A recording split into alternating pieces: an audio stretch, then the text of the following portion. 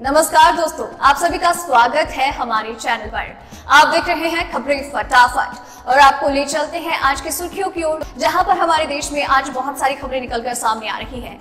फिर चाहे वो अनलॉक 4 के दौरान स्कूलों के खुलने को लेकर हो, यानी कि 30 सितंबर से स्कूल्स को खुलने को लेकर हो, या फिर पीएम नरेंद्र मोदी के द्वारा हमारे देश की सिचुएशन को लेकर कुछ अहम फैसले लेने हो, या फिर LAC पर भारत और चीन का सीमा विवाद हो। ऐसे बहुत सारी खबरें निकल कर आ रही हैं, जिनकी सटीक और सही जानकारी हम आपको आगे इस वीडियो में देंगे, लेकिन उसके लिए आपको इस वीडियो के साथ अंत तक बने रहना होगा। तो चलिए दोस्तों, आपको ले चलते हैं एक एक करके सभी बड़ी खबरों की ओर, जहां आपको सबसे पहले बताएंगे कि हमारे देश में हाल फिलहाल में कोरोना की क्या सिचुएशन है, केसेस किस तरह से चल रहे हैं, कितने लोग रिकवर हो गए हैं और कितने लोगों की अभी तक मौत हो चुकी है। प्रधानमंत्री मोदी ने शुरू किया PMMSY, लाखों परिवारों को पहुंचेगा फायदा। राफेल जेट वायुसेना में शामिल, फ्लाई पास्ट में दिखाई सुखोई के साथ मिलकर ताकत। बिहार चुनाव, राजद को लगा झटका, रघुवंश प्रसाद ने पार्टी से दिया इस्तीफा। रेल यात्रियों के लिए खुशखबरी, स्लीपर और जनरल बोगियों को AC कोच में बदलेगी रेलवे। SBI और PNB दोनों सरकारी बैंक के ग्राहकों के लिए बड़ी खुशखबरी।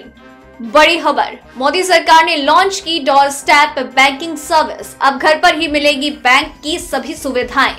EPF खाता धारकों को अब मिलेगा 7 लाख का बीमा, कर्मचारियों की जमा लिंक्ड बीमा योजना में संशोधन। जी हाँ दोस्तों, ऐसी और भी कई खबरें और अपडेट्स निकलकर सामने आ रही है, जिनकी सही और सटीक जानकारी हम आपको आगे इस वीडियो में देंगे, लेकिन उसके लिए आपको इस वीडियो के साथ अंत तक बने रहना होगा, क्योंकि अंत तक आपको देश से जुड़ी और भी कई बड़ी और महत्वपूर्ण खबरें पता लगेंगी। लेकिन खबरों के सिलसिले को शुरू करने से पहले आपसे एक रिक्वेस्ट है। इस वीडियो को बनाने में बहुत मेहनत लगती है मुझे, और आप हमारे काम को प्यार देते हैं, हमें सपोर्ट करते हैं, सराहना करते हैं हमारे काम की। उसके लिए आपके हम बहुत आभारी हैं और आपका आभार प्रकट भी करते हैं। लेकिन आप इस वीडियो पर एक लाइक जरूर कीजिएगा और इसे अपने फैमिली मेंबर्स और फ्रेंड्स के साथ वीडियो को शेयर भी कीजिएगा। साथ अपने व्यूज हमें कमेंट करके जरूर बताइएगा, ताकि आपके विचार हम तक पहुंच सके। जो भी आपको इसके बारे में कहना हो बेझिझक बता दीजिएगा। तो चलिए अब बढ़ते हैं खबरों की ओर।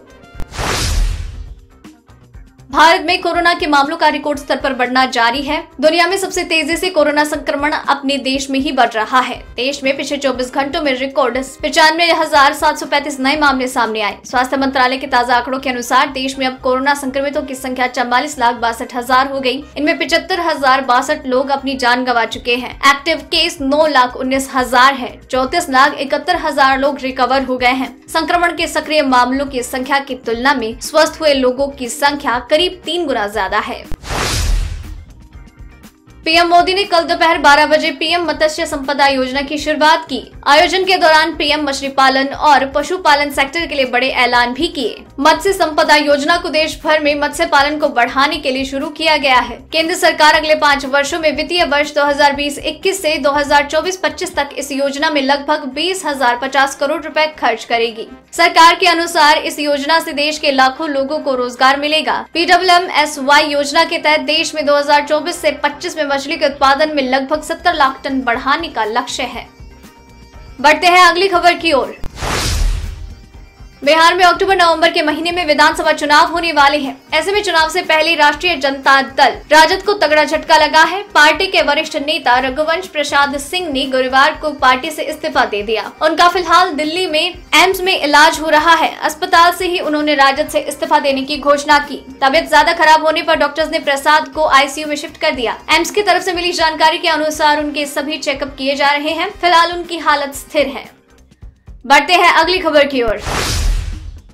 भारत और चीन के बीच सीमा पर जारी तनाव के बीच गुरुवार को भारतीय वायुसेना को नई ताकत मिली। फ्रांस से आए 5 राफेल लड़ाकू विमान औपचारिक रूप से भारतीय वायुसेना के बेड़े में शामिल हुए। इस दौरान अंबाला एयरबेस पर रक्षा मंत्री राजनाथ सिंह के साथ फ्रांस की रक्षा मंत्री फ्लोरेंस पार्ली भी मौजूद रही। राफेल लड़ाकू विमान की भारतीय वायुसेना के बेड़े में एंट्री पूरी प्रक्रिया के साथ हुई, जहाँ सबसे पहले सर्वधर्म पूजा की गयी, जिसके बाद फ्लाई पास्ट किया गया। इस दौरान तेजस, सुखोई समेत कई अन्य वायुसेना के विमानों ने एयर शो किया और अंत में कैनन सैल्यूट के साथ राफेल लड़ाकू विमान को सलामी दी। वायुसेना में जब भी कोई नया लड़ाकू विमान शामिल होता है तो इस प्रक्रिया का पालन किया जाता है। कांग्रेस के पूर्व अध्यक्ष राहुल गांधी ने आरोप लगाया है कि केंद्र सरकार की नीतियों के चलते करोड़ों लोगों का रोजगार छिन गया है और जीडीपी में ऐतिहासिक गिरावट आई है। कांग्रेस पार्टी के स्पीक अप फॉर जॉब्स अभियान के तहत उन्होंने ट्वीट करते हुए अपनी बातें कही। राहुल ने इस दौरान एक वीडियो भी शेयर किया। राहुल ने ये भी कहा कि इस सरकार ने भारत के युवाओं के भविष्य को कुचल दिया है। राहुल ने #SpeakUpForJobs के तहत ट्विटर पर एक वीडियो शेयर करते हुए लिखा, मोदी सरकार की नीतियों के कारण करोड़ों नौकरियां चली गई और जीडीपी में ऐतिहासिक गिरावट आई है। इसने भारतीय युवाओं के भविष्य को कुचल दिया है। बढ़ते हैं अगली खबर की ओर। जम्मू कश्मीर की कुपवाड़ा पुलिस ने गुरुवार को जैश-ए-मोहम्मद संगठन के 2 आतंकियों को गिरफ्तार किया। उनके पास से भारी मात्रा में हथियार और विस्फोटक बरामद हुए। पुलिस ने बताया कि उनके पास से नकद पैसे भी मिले हैं। दोनों की पहचान सोपोर निवासी वसीम इरशाद गबरू और महरुजुद्दीन वानी के रूप में हुई है। पुलिस ने एक विशेष इनपुट के आधार पर इनकी गिरफ्तारी की। पुलिस को इनपुट मिला था कि सोपोर के रहने वाले 2 आतंकी कुपवाड़ा आने वाले हैं। कुपवाड़ा में दोनों कुछ आतंकी गतिविधियों का अंजाम देने वाले थे। साथ ही वो अपने संगठन के लिए कुछ युवाओं की भर्ती भी करने वाले थे। कोरोना वायरस की वैक्सीन की दौड़ में आगे चल रही ऑक्सफोर्ड वैक्सीन की रफ्तार अचानक थम गई। एक वॉलंटियर पर इसके साइड इफेक्ट दिखने के बाद इसके ट्रायल को रोक दिया गया है। अब WHO की तरफ से वैक्सीन पर बयान जारी किया गया। WHO ने कहा, किसी भी हालत में वैक्सीन की सुरक्षा पर कोई समझौता नहीं होना चाहिए। WHO की मुख्य वैज्ञानिक सौम्या स्वामीनाथन ने रॉयटर्स से बातचीत में कहा, कोविड-19 की सबसे पहली और जरूरी प्राथमिकता उसकी सुरक्षा होनी चाहिए। दोस्तों, वीडियो अभी खत्म नहीं हुई है, खबरें अभी और भी बाकी हैं, इसलिए वीडियो के साथ अंत तक बने रहिए क्योंकि आगे और भी कई बड़ी खबरें और अपडेट सामने आने वाली है। तो चलिए बढ़ते हैं अगली खबर की ओर। देश के विभिन्न राज्यों में मानसून लगातार सक्रिय है। इस बीच IMD ने कुछ राज्यों में शुक्रवार को बारिश का अनुमान जताया। IMD ने कहा कि पूर्वी उत्तर प्रदेश, बिहार, झारखंड, ओडिशा, छत्तीसगढ़, विदर्भ, मध्य प्रदेश, गुजरात, रायलसीमा और तमिलनाडु, पुडुचेरी और कराईकल में छिटपुट स्थानों पर गुरुवार को गरज के साथ बारिश हो सकती है। IMD के अनुसार 13 सितंबर के आसपास आंध्र प्रदेश के तट से दूर पश्चिम मध्य बंगाल की खाड़ी में संभावित तौर पर एक कम दबाव का क्षेत्र बनने के प्रभाव से 12 सितंबर से ओडिशा, तटीय आंध्र प्रदेश और यनाम, तेलंगाना, विदर्भ और आसपास के क्षेत्रों में वर्षा की तीव्रता में वृद्धि की संभावना है। वहीं मौसम विभाग के पूर्वानुमान के हिसाब से दिल्ली में अगले कुछ दिनों में बारिश की संभावना नहीं है, जिसके कारण शहर का तापमान बढ़ने की उम्मीद है। बढ़ते अगली खबर की ओर। आज सरकारी तेल कंपनियों ने पेट्रोल और डीजल दोनों के दाम कम कर दिए हैं। दिल्ली में पेट्रोल घटकर 81 पर 99, डीजल 73.05 रुपए। IOCL से मिली जानकारी के अनुसार दिल्ली में 1 लीटर पेट्रोल की कीमत 81.99, मुंबई में 88.64, कोलकाता में 83.49, चेन्नई में 84.96। तो वही डीजल की बात की जाए तो दिल्ली में 73.05, मुंबई में 79.57, कोलकाता में 76.55, चेन्नई में 78.38 रुपए प्रति लीटर। फिल्म अभिनेत्री कंगना रनौत के मुंबई स्थित ऑफिस पर BMC की ओर से बुलडोजर चलाए जाने के बाद उद्धव ठाकरे सरकार की चारों तरफ आलोचना हो रही है। सरकार में सहयोगी NCP प्रमुख शरद पवार ने भी इस पर विरोध जताया। इस बीच प्रदेश के राज्यपाल भगत सिंह कोश्यारी ने भी मामले पर अपनी नाराजगी जाहिर की है। उन्होंने इसे लेकर मुख्यमंत्री ठाकरे के प्रमुख सलाहकार अजय मेहता को तलब किया। इस मामले में राज्यपाल भगत सिंह कोश्यारी सक्रिय हो गए हैं और उन्होंने उद्धव ठाकरे के मुख्य सलाहकार अजय मेहता से चर्चा की। राज्यपाल ने कार्यवाही पर नाराजगी जताई है। बढ़ते हैं अब अगली खबर की ओर। अभिनेता सुशांत सिंह राजपूत की मौत मामले से जुड़े ड्रग्स मामले में अभिनेत्री रिया चक्रवर्ती ने स्पेशल कोर्ट में नई जमानत याचिका लगाई है, जिस पर गुरुवार को सुनवाई हुई। याचिका में उन्होंने दावा किया है कि नारकोटिक्स कंट्रोल ब्यूरो ने हिरासत में उन्हें जबरन आरोप कबूल करवाए हैं। जमानत अर्जी में कहा गया है कि एक बार में लगातार 8 घंटे तक बिना किसी महिला अधिकारी की मौजूदगी में पूछताछ की गई, जो नियम के विरुद्ध है। वकील सतीश मान शिंदे ने कहा है कि रिया को जमानत दी जानी चाहिए। उन्होंने कहा कि अगर उन्हें हिरासत में रखा गया है तो उनकी जान को खतरा है।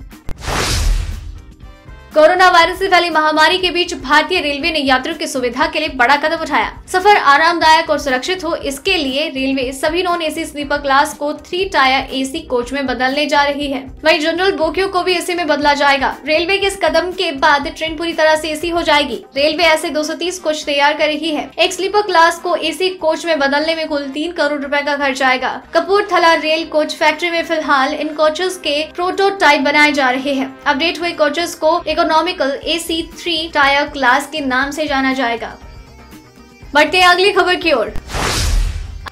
आगामी त्योहारी सीजन में देश के दो सबसे बड़े सरकारी बैंक SBI और PNB ने ग्राहकों को लुभाने की तैयारी शुरू कर दी है। भारत के दूसरे सबसे बड़े सरकारी बैंक PNB ने अपने ग्राहकों के लिए एक मेगा फेस्टिवल बोनाजा ऑफर की घोषणा की है। ऑफर के तहत बैंक ने हाउसिंग लोन और कार लोन जैसे अहम रिटेल प्रोडक्ट्स पर अप फ्रंट या प्रोसेसिंग फीस और डॉक्यूमेंटेशन चार्ज को माफ करने की घोषणा की है। यही नहीं, नए और टेक ओवर लोन पर प्रोसेसिंग फीस माफ करने का भी निर्णय है। वही SBI होम लोन पर 3 शानदार ऑफर लेकर आया है। इस ऑफर के तहत होम लोन अप्लाई करने पर आपको प्रोसेसिंग फीस नहीं देनी होगी। बढ़ते हैं अगली खबर की ओर। आम आदमी तक बैंकों की पहुंच बनाने के लिए केंद्रीय वित्त मंत्री निर्मला सीतारमण ने बुधवार को डोर स्टेप बैंकिंग सर्विस की शुरुआत की। डोर स्टेप बैंकिंग सेवा से लोगों को घर बैठे बैंक की सभी सुविधाएं मिल जाएगी। इसके जरिए आप घर बैठे ही पैसा जमा करना, पैसे निकालना, चेक जमा कराना समेत कई काम कर सकते हैं आसानी से। हालांकि सुविधा का लाभ लेने के लिए ग्राहकों को मामूली चार्ज देना होगा। फिलहाल सरकारी बैंकों की डोर स्टेप बैंकिंग सेवा को शुरू किया गया है। इस सेवा की शुरुआत अगले महीने से होगी। कोई भी बैंक ग्राहक मामूली चार्ज पर इस सुविधा का लाभ ले सकता है, यानी कि आप अगले महीने से घर बैठे ही बैंक खाते से पैसा निकाल पाएंगे, जमा कर पाएंगे। FD के ब्याज पर लगने वाला टैक्स बचाने के लिए जमा किए जाने वाले फॉर्म 1G और 15H इनकम टैक्स या GST चालान जमा करने जैसी सेवाएं ले सकते हैं। APF खाता धारकों की बीमा धनराशि में इजाफा हुआ। केंद्रीय बोर्ड ने कर्मचारियों की जमा लिंक्ड बीमा योजना 1976 में संशोधन के लिए मंजूरी दी, जिससे वर्तमान अधिकतम लाभ को 6 लाख से बढ़ाकर 7 लाख रुपए तक किया जा सके। इस संशोधन के जरिए सेवारत कर्मचारियों की दुर्भाग्यपूर्ण मृत्यु होने की स्थिति में परिवार को 6 लाख की जगह अब 7 लाख रुपए की सहायता मिलेगी। श्रम एवं रोजगार राज्य मंत्री संतोष गंगवार की अध्यक्षता में EPF के केंद्रीय न्यास बोर्ड CBT की बुधवार को हुई 227वीं बैठक में ये निर्णय हुआ। कोरोना से पैदा हुई असाधारण हालात को देखते हुए केंद्रीय बोर्ड ने ब्याज दर से संबंधित एजेंडे की भी समीक्षा की। तो दोस्तों, आज की वीडियो में बस इतना ही। आप तक ऐसी और भी कई खबरें जानकारियां पहुंचाते रहेंगे और अगर आप चाहते हैं कि रेगुलरली आप तक पहुंचते रहे तो नीचे नजर आ रहे उस लाल सब्सक्राइब बटन को दबा दीजिए ताकि आप तक खबरें लगातार पहुंचती रहे और साथ ही दबा दीजिए वहां नजर आने वाले उस बेल आइकन को भी।